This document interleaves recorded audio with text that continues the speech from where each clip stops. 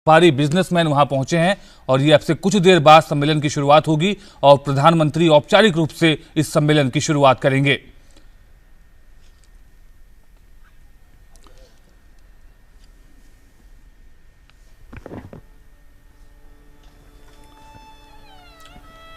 दो 2003 के बाद से लगातार ये एक 7वां मौका है जब गुजरात वाइब्रेंट गुजरात सम्मेलन आयोजित किया जा रहा है और इसका मुख्य मकसद यह है कि किस तरह से गुजरात में निवेश को बढ़ावा दिया जाए और निवेश को आकर्षित किया जाए।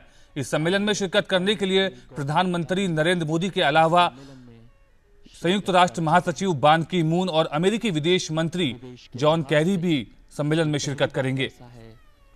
कि फॉर्च्यून 500 कंपनीज के 100 से भी ज्यादा मुखिया इस सम्मेलन का हिस्सा लेने के लिए तैयार हैं।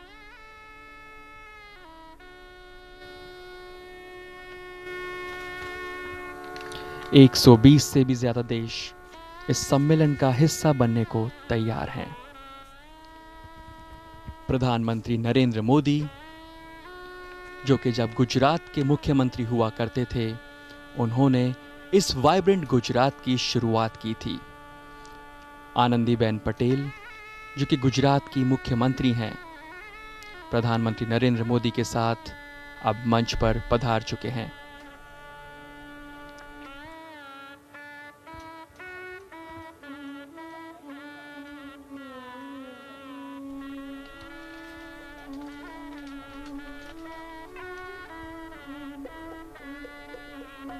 तालियों की गड़गड़ाहट के साथ प्रधानमंत्री नरेंद्र मोदी का स्वागत करता पूरा convention centre.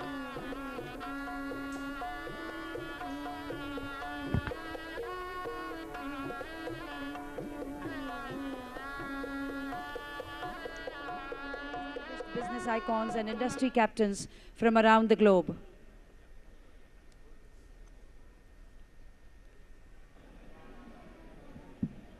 Namaskar and welcome. Irasai Masye Selamat Datang to the inaugural session of the 7th Vibrant Gujarat Global Summit 2015, a biennial event organized by Government of Gujarat to provide a common platform for knowledge sharing, strategic partnerships and investment inflows. The biggest event of global business opportunities in India, an event which has established a benchmark for corporate and social investments and has witnessed the renewed confidence of corporate sector.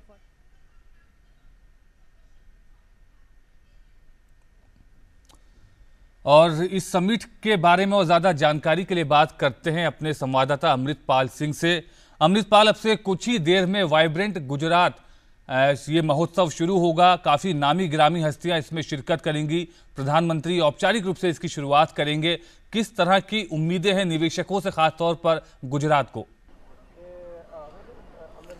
देखिए, ये गुजरात ये summit पिछले काफ़ी सालों से कर रहा है। 2003 जब प्रधानमंत्री नरेंद्र मोदी उस वक्त मुख्यमंत्री हुआ करते थे तो उन्होंने तब शुरू की थी।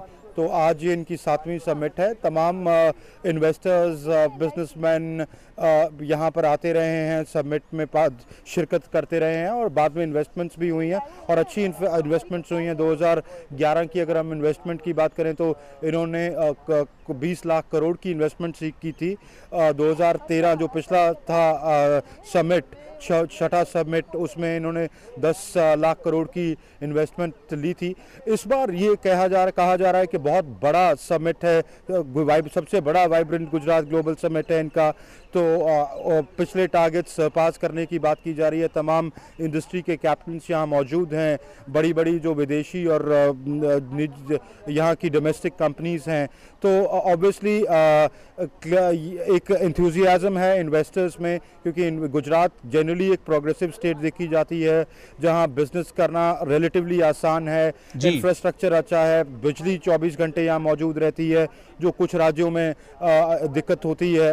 तो अब क्योंकि प्रधानमंत्री यहाँ से है, मेक इन इंडिया का एक कैंपेन है, तो लोग जी अमृतपाल, आपसे हम जानकारी लगातार लेते रहेंगे। फिलहाल आपको यहाँ पर कुछ समय के लिए रोकना चाहेंगे और वहां पर शुरुआत हो चुकी है वाइब्रेंट गुजरात समिट की और अभी वैष्णव भजन से इसकी शुरुआत हो रही है।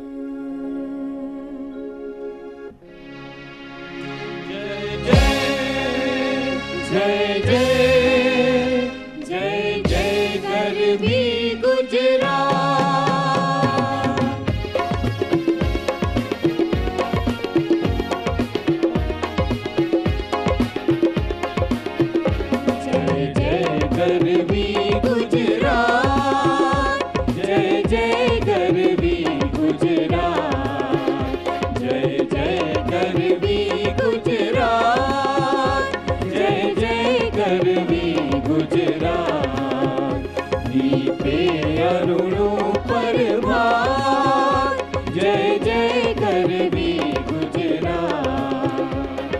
ध्वज प्रकाश से झरण कसुंबी, प्रेम शौर्य अंकित, दो भणव भणव निज संतति सौने, प्रेम भक्ति नीरीत, ऊंची तुझ सुंदर जात, जय जय गरवी गुजरात, जय जय गरवी गुजरात, जय जय गरवी गुजरात।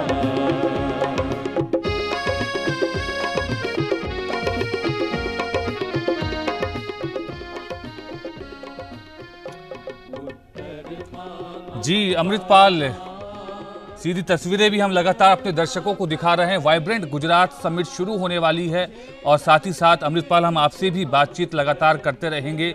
7 देश, आपने बताया कि 7 देश पार्टनर हैं इस समिट के और उनके प्रतिनिधि भी इसमें मौजूद रहेंगे। साथ ही बड़ी कंपनियों के सीईओज भी इसमें शामिल हो रहे हैं। तो जिस तरह से सरकार की नीति है कि ऐसा माहौल बनाया जाए जिससे कि निवेश आकर्षित हो सके, किस तरह की चर्चा होगी सम्मेलन में?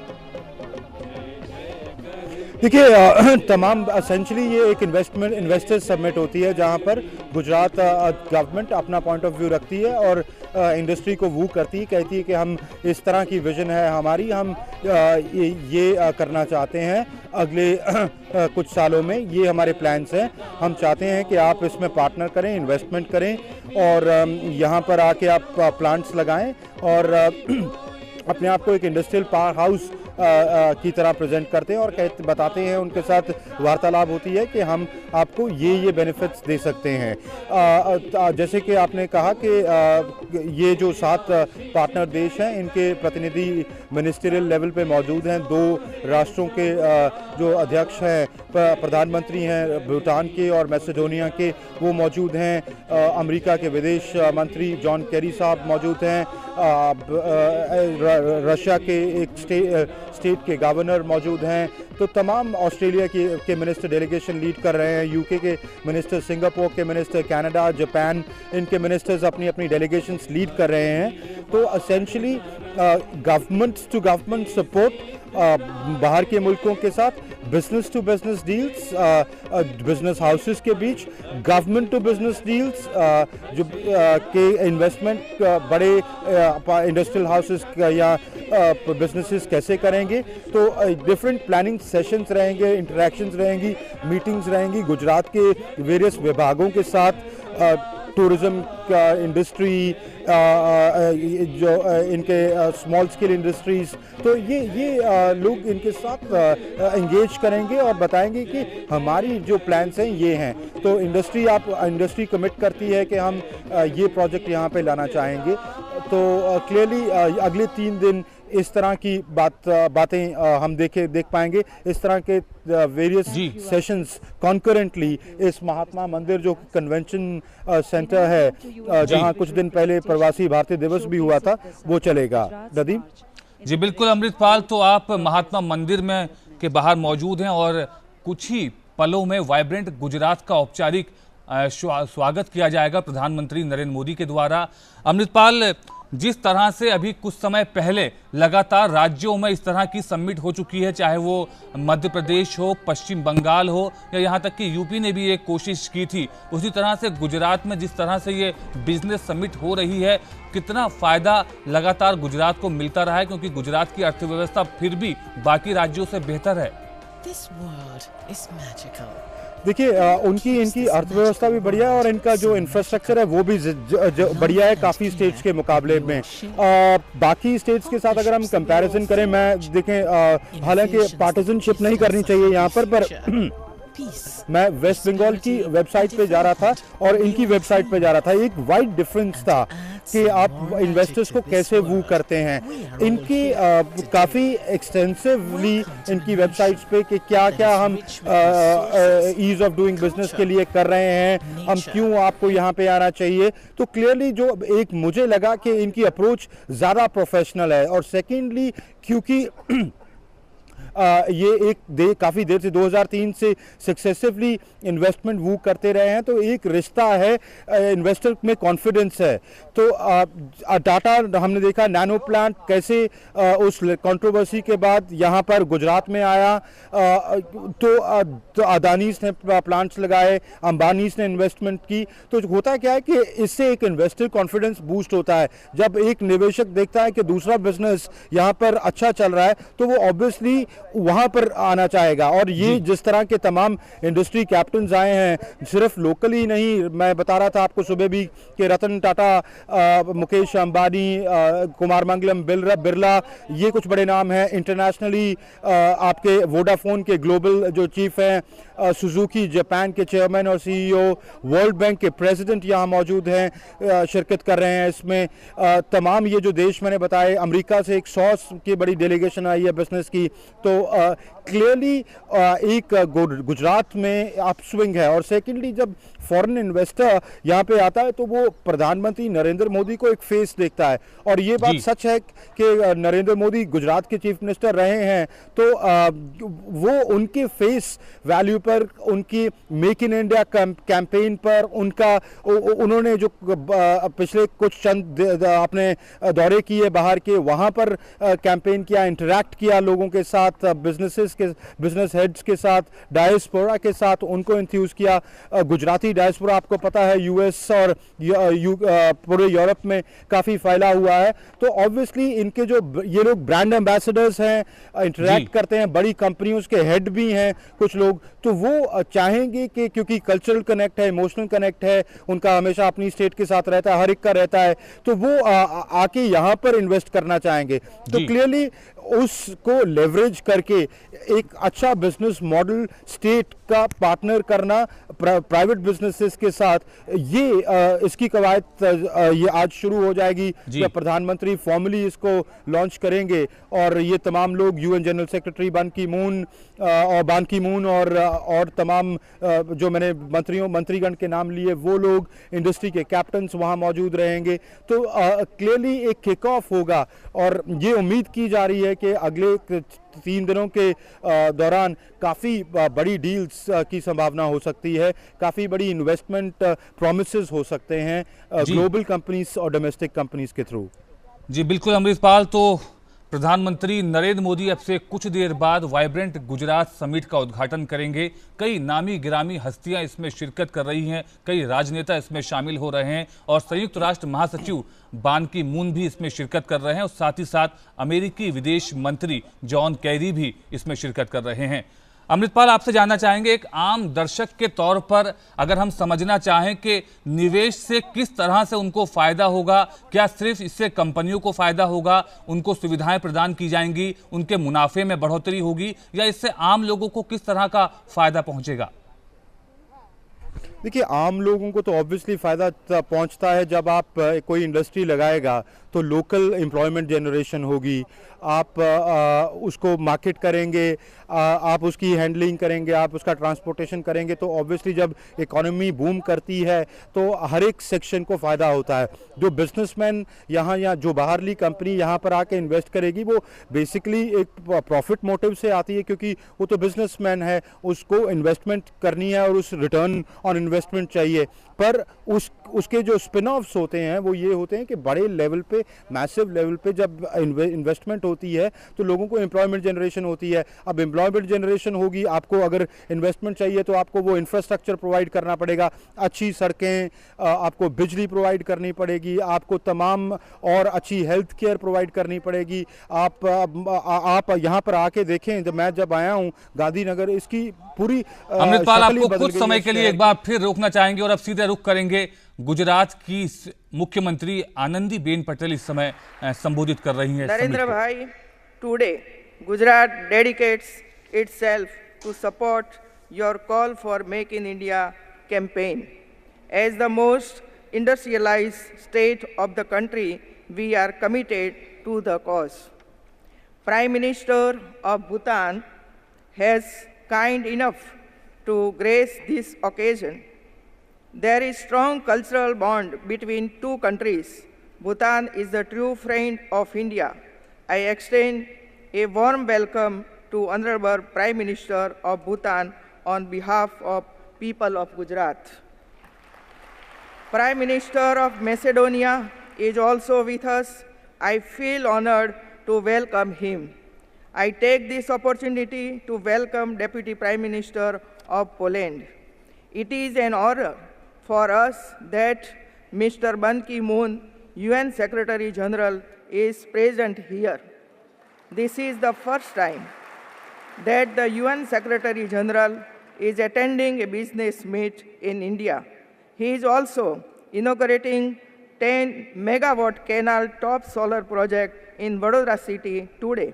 Sir, Gujarat will help the UN in its initiatives of sustainable energy for all. I specially welcome you. We have a strong team of 131 US delegates to this summit. This is the biggest event business delegation by United States to India. I extend a warm welcome to the entire US delegation. Australia, who is also a partner country for this summit, is led by Mr. Andrew Rowe, Honorable Minister of Trade and Investment. Australia has been the first country to open a trade office in Ahmedabad. Mr. Rowe is leading the largest ever business delegation to India. A warm welcome to you and the delegation.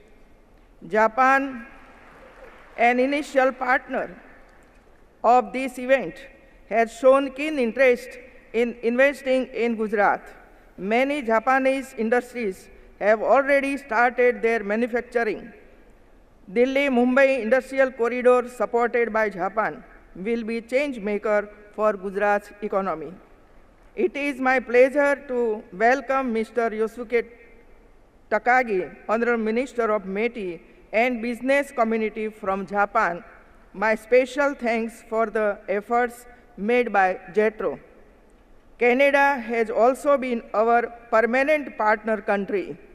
A big delegation headed by Mr. Chris Alexander, Honorable Minister, is present here. I welcome the entire delegation.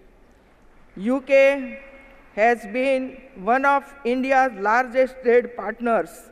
Lord Livingstone, Minister of State for Trade, is leading the delegation, and I extend a warm welcome to your team. I extend a warm welcome to His Excellency Akbar Torkhan from Iran. There is a big delegation from Russian Federation. Gujarat has age-old relation with Astrakhan. I welcome the entire delegation. Senior Minister from Netherlands, Denmark are our guests today. I extend a hearty welcome to them. I also welcome Senior Minister from Israel, Mauritius, Romania, Fiji, and Singapore, who have honored our invitation. World Bank President, Mr. Jim Yong Kim, by his gracious presence here, has elevated this event to new heights. We are in the process of close collaboration with World Bank in various fields. I have the pleasure to welcome you, sir. African continent is represented in a big way here. For us, it is a relation of heart. We are ready to extend any help to see fast development of Africa. I take this opportunity to welcome and thank all for their presence.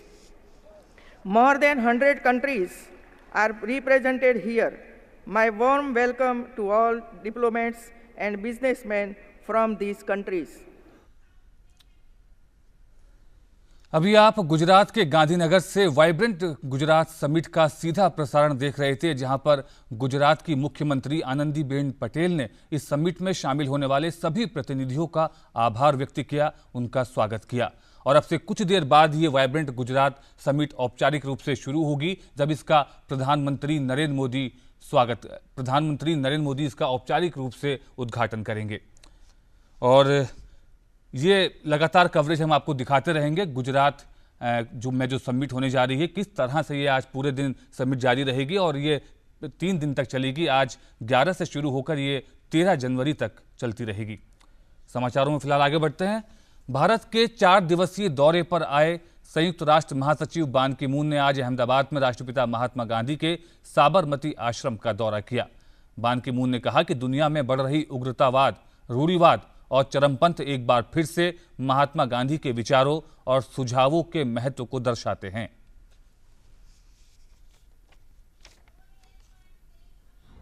Growing radicalization, fundamentalism, and extremism demand a re-emphasis of Gandhi's ideals, both spiritual and political. Divisive politics and sectarian incitement have no place in our modern world. As Gandhi reminded us, I quote, "There will be no lasting peace on earth unless we learn not merely to tolerate, but even to respect the other faith as our own." और 7वीं vibrant Gujarat summit शुरू हो चुकी है। गांधीनगर के महात्मा मंदिर में इसकी शुरुआत हो गई है। दुनिया भर के प्रतिनिधि और राजनेता इसमें शिरकत कर रहे हैं। प्रधानमंत्री नरेंद्र मोदी भी इसमें शामिल हो रहे हैं और इस पर और ज्यादा जानकारी के साथ जुड़ रहे हैं हमारे संवाददाता अरुण शर्मा। अरुण, समिट शुरू हो चुकी है और लगातार ये 7वीं समिट है। 2003 के बाद से लगातार ये समिट होती रही है गुजरात में निवेशकों को आकर्षित करने के लिए। लेकिन इस बार की एक खास बात जो नजर आ रही है वो ये है कि संयुक्त राष्ट्र के महासचिव इस बिजनेस समिट में शामिल हो रहे हैं। क्या जानकारी है आपके पास? ये कि ये पहली बार ऐसा हो रहा है कि US state secretary John Kerry, बान की मून यूएन सेक्रेटरी जनरल, ये बड़े दिग्गज इस गुजरात समिट में शिरकत कर रहे हैं। और केवल यही नहीं, फॉर्च्यून 500 कंपनीज के 100 से भी ज्यादा सीईओज इस समिट में शिरकत कर रहे हैं। तो एक जो मैसेज है, एक संदेश बिल्कुल साफ है कि गुजरात में आने वाले दिन के अंदर निवेश आने के लिए तैयार है। अगर मैं 2013 की बात करूं, 2013 के अंदर ही लगभग 20 लाख करोड़ के आसपास का इन्वेस्टमेंट का कमिटमेंट आया था दुनिया भर के जो व्यापार के दिग्गज है उनकी तरफ से। अब इस बार ये उम्मीद लगाई जा रही है कि हो सकता है ये जो इन्वेस्टमेंट कमिटमेंट है इस बार दोगुना हो जाए। देखिए, पिछले एक ने दिखा, मध्य प्रदेश ने इन्वेस्टर समिट किया है, राजस्थान इन्वेस्टर समिट कर रहा है, वेस्ट बंगाल ने इन्वेस्टर समिट किया है। लेकिन ऐसे में जो इन्वेस्टर्स का जो रुझान है, जो बिजनेस के जो दिग्गज उनका जो रुझान है, वो कहीं ना कहीं गुजरात की तरफ से, और शायद ये उसी का सबूत है कि जो जॉन केरी, बान की मून, मुकेश अंबानी, साइरस मिस्त्री, तो ये सभी लोग जो बड़े दिग्गज माने जाते हैं अपने अपने फील्ड के अंदर, ये यहाँ पे आज इस इन्वेस्टर समिट में आ रहे हैं और यहाँ पे ये बिजनेस के बारे में बात करेंगे। लगभग इससे भी ज्यादा डिग्निटरीज होंगे, वो यहाँ पे चर्चा करेंगे कि किस तरह से गुजरात में निवेश को बढ़ाया जा सके, साथ ही साथ निवेश के कई सारे विकल्प को ढूंढा जा सके। गुजरात की जो खासियत जो समझ में आ रही है वो ये है कि यहाँ पे ईज ऑफ डूइंग बिजनेस की अगर बात की जाए तो काफी ज्यादा मिलती है यहाँ पे निवेशकों को। जो पेपर वर्क होता है मिनिस्ट्रीज में, यहाँ पे स्टेट लेवल पे, वो काफी ज्यादा कम होता है, तो कोई भी आकर के निवेश आराम से कर सकता है। आप जानते हैं कि यहाँ पे गुजरात में है, मारुति सुजुकी यहाँ पे गुजरात के अंदर है, फोर्ड हो गया, अदानी हो गया, रिलायंस इंडस्ट्रीज की बात करें, ये जब गुजरात में निवेश कर रहे हैं, गुजरात में बिजनेस कर रहे हैं, और ये रिलायंस इंडस्ट्रीज का ये भी कहना है कि अगले 5 साल के अंदर यहाँ निवेश को दुगुना करने की भी रणनीति बना सकता है। तो ऐसे में जो बात की जाए गुजरात के वाइब्रेंट समिट की, तो कैसे कहा जा सकता है कि गुजरात इस तरह पे निवेशकों के रडार पर सबसे पहले है। और जिस तरह से प्रधानमंत्री Narendra Modi make in India campaign को लेकर के इतना उत्साहित है और साथ ही दुनिया भर में उसका प्रचार कर रहे हैं, ऐसे में मेक इन इंडिया को कनेक्ट करते हुए भी ये वाइब्रेंट गुजरात का।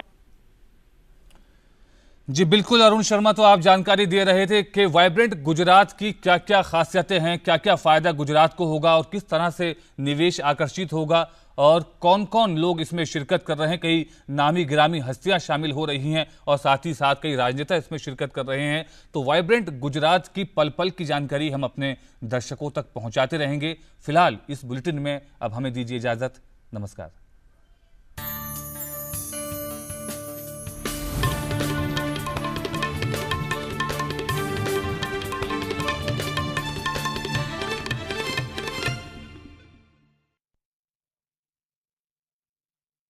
बयां करती हैं हकीकत,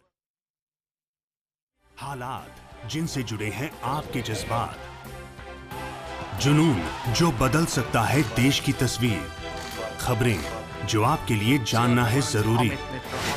खबर दिन भर हर शाम 5 बजे सिर्फ डीडी न्यूज पर। News emerging from Asia. Events and issues shaping the continent's development.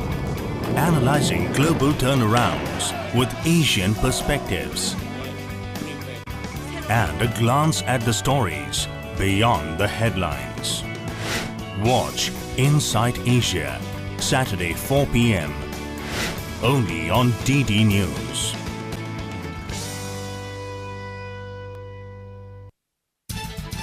Budget 2015 से क्या हैं आपकी उम्मीदें? तेजी से बदलते देश की अर्थव्यवस्था के बीच किन किन क्षेत्रों पर होगी सरकार की नजर? देखिए विशेष कार्यक्रम एक्सपेक्टेशंस बजट 2015 22 दिसंबर से 19 जनवरी सोमवार और शुक्रवार शाम 5 बजे सिर्फ डीडी न्यूज पर। For the latest news unfolding around you, log on to ddinews.com. Get the top headlines from around the world. Watch DD News live online. Click to watch special video reports. And explore the world of news in Hindi. Follow us on Twitter. Join us on Facebook. And watch us on YouTube. For the most credible news online, log on to ddinews.com now. सुबह का सही आगाज ताजा खबरों के साथ, सुर्खियों के आईने से देश विदेश की सही तस्वीर और दिन के हर पहलू पर नजर। नया सवेरा रोज सुबह 7 बजे सिर्फ डीडी न्यूज पर।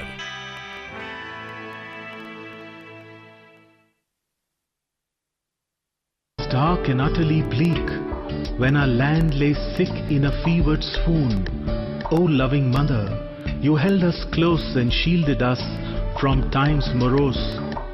Your lowered but ever watchful eyes, so pure, so faithfully sanctified, granted us your special boon. You the remover of all agony, you the guardian of our destiny. Jai He, Jai He, Jai He, victory forever to you. घोर तिमिर घन निबिड़ निशीथे, पीड़ित मूर्छित देशे। जाग्रत छिल तव अविचल मंगल, नत नयनी अनिमेषे। तुम स्वप्ने आतंके, रक्षा करिले अंके। स्नेहमयी तुमी माता, जनगण दुखत्रायक।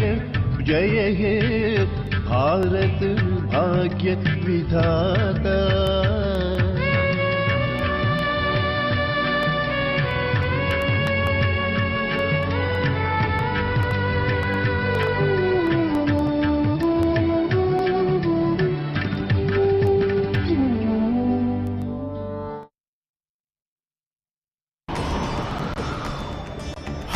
जानेंगे हम हक से जानेंगे, आरटीआई जब से लागू हुआ है, आरटीआई का नारा। नमस्कार, जानने के हक में आपका स्वागत है। मैं हूं अशोक श्रीवास्तव और अब दिल्ली की बारी है। जी हां, देश तैयार हो रहा है दिल्ली विधानसभा चुनाव के लिए और दिल्ली विधानसभा चुनाव के लिए बिगुल बज चुका है। तमाम राजनीतिक पार्टियों ने, भाजपा, कांग्रेस और आम आदमी पार्टी ने कमर कस ली है। एक दूसरे पर जमकर हमले हो रहे हैं और दिल्ली के मुद्दे जो है तय हो रहे हैं। और जाहिर तौर पर अब ये एक पूरा अगला एक महीना दिल्ली चुनाव से जुड़ा रहेगा। दिल्ली चुनाव की खूब जमकर बातें होंगी। लेकिन आज हम जो शुरुआत कर रहे हैं दिल्ली चुनाव के सिलसिले में, आज हम मुद्दा ये उठा रहे हैं आरटीआई का बढ़ता हुआ दायरा, कि कैसे सूचना का अधिकार कानून, आरटीआई कानून चुनावों तक पहुंच गया है और दिल्ली चुनावों तक पहुंच गया है। जी हां, अब इसलिए हम, क्योंकि आरटीआई